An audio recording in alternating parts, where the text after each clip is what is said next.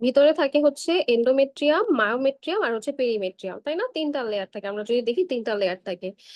এখন যে প্রেগন্যান্ট লেডির ক্ষেত্রে এই এন্ডোমেট্রিয়ামটা আবার তিনটা লেয়ার ফর্ম করে। একটা হচ্ছে তোমার একদম সবার ভেতরে থাকে হচ্ছে বেজালিস, তারপর হচ্ছে স্পঞ্জি লেয়ার, এরপর হচ্ছে কম্প্যাক্ট লেয়ার। এই তিনটা লেয়ারকে একসাথে বা প্রেগন্যান্ট লেডির এন্ডোমেট্রিয়ামকে আমরা বলবো হচ্ছে ডেসিডুয়া।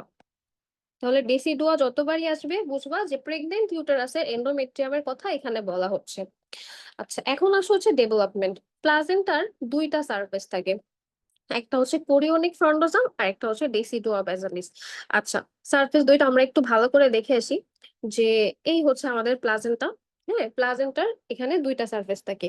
এই সারফেসটাতে হচ্ছে, এই সারফেসটার এই সাইডে হচ্ছে আম্বেলিকাল কর্ড দিয়ে, এখানে হচ্ছে আমাদের ফিটাস থাকে। তার মানে এই সারফেসটার নাম হচ্ছে ফিটাল সারফেস, আর এই সারফেসটা হচ্ছে ম্যাটার্নাল ইউটেরাসের মধ্যে থাকে। তাহলে এই সারফেসটার নাম হচ্ছে ম্যাটার্নাল সারফেস। তাহলে ফিটাল সারফেসের আরেকটা নাম কি? কোরিওনিক ফ্রন্ডোজাম। আর ম্যাটার্নাল সারফেসের আরেক নাম কি? ডেসিডুয়া বেসালিস। দেখো ডেসিডুয়া শুনলেই বুঝবা যেটা ম্যাটার্নাল পার্ট, সুতরাং মনে রাখা কষ্ট হবে না। আচ্ছা, এখন আসো এই প্লাজেন্টা কখন তৈরি হয়। তোমরা সবাই জানো মোটামুটি যে আসলে অ্যাকচুয়ালি কি হয়, যে আমাদের যখন ফার্টিলাইজেশন হয় হচ্ছে অ্যাম্পুলাতে, তাই না? যদি চিন্তা করো এখানে হচ্ছে একটা ফেলোপিয়ান টিউব আছে, তাহলে অ্যাম্পুলাতে ফার্টিলাইজেশন হয়, তাই তো? তো অ্যাম্পুলাতে যখন ফার্টিলাইজেশন হয়, এরপর সেই জাইগোটটা কি করে, আস্তে আস্তে আমাদের ইউটেরিন ক্যাভিটিতে চলে আসে। এরপর ইউটেরাসের বডিতে ও হচ্ছে ইমপ্লান্টেড হয়, তাই না? ইমপ্লান্টেশন অনেকটা হচ্ছে বৃক্ষরোপণের মতো, মানে গাছের মাটিতে যখন আমরা বীজ বপন করি যেরকম, ইমপ্লান্টেশনটা অনেকটা ওই রকম। আস্তে আস্তে ইমপ্লান্টেশনটা হয়েও কি করে, একটু ভিতরের দিকে ইনভেট হয়ে যায়। এই ইমপ্লান্টেশন কমপ্লিট হতে 6 থেকে 9 দিন সময় লাগে। তো অ্যাপ্রক্সিমেটলি বলা হয় 11 দিনের মাথায় ইমপ্লান্টেশন কমপ্লিট হয়ে যায়, ঠিক আছে, 11 ডেজ এর মধ্যে।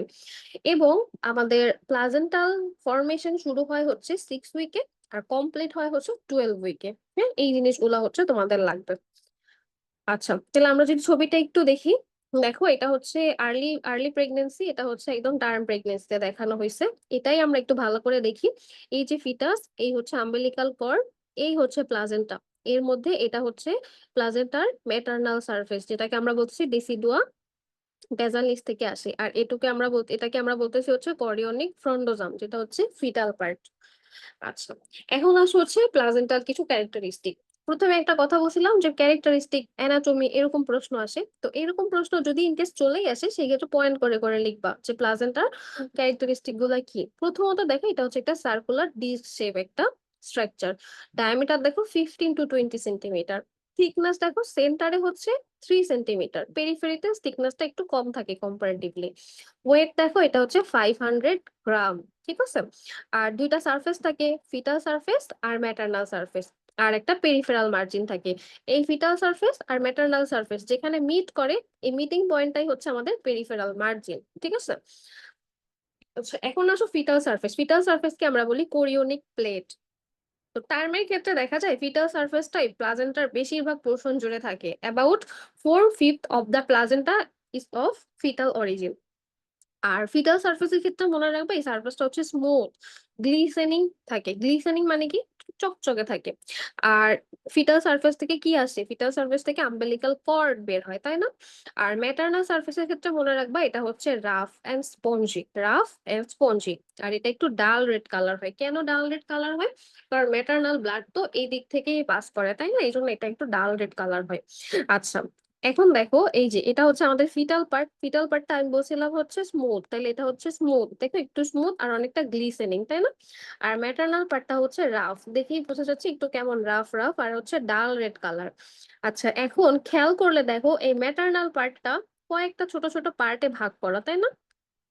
এইরকম আমি যেভাবে আঁকছি আসলে এরকমই যে থাকবে তা না, এক একটা প্লাজেন্টে এক এক রকম ভাগে ভাগ করা থাকে লোবের মতো, তাই না? এই যে ভাগগুলা দেখতেছো এদেরকে আমরা বলি কটিলেডন। কটিলেডন বা হচ্ছে লোব বলি। এই কটিলেডন সংখ্যা তোমাদের এই বইতে লেখা আছে 15 থেকে 20টা থাকে। একটা অন্য বইতে লেখা আছে 20 থাকে। তো তোমাদের যেটা বলবা, তোমাদের ভাইবাতে জিজ্ঞেস করলে তোমরা বলবা আপ টু 20। তাহলে হাউ মেনি কটিলেডনস? আপ টু 20 কটিলেডনস থাকে। কটিলেডনস এর আরেকটা নাম কি? কটিলেডোসা আরেকটা নাম হচ্ছে লোবস। হ্যাঁ, আচ্ছা, কটিলেডোসটা খুবই ইম্পর্টেন্ট। কেন ইম্পর্টেন্ট এটা আমি বলবো, তার আগে আসো এখানে মার্জিনটা কি। মার্জিন হচ্ছে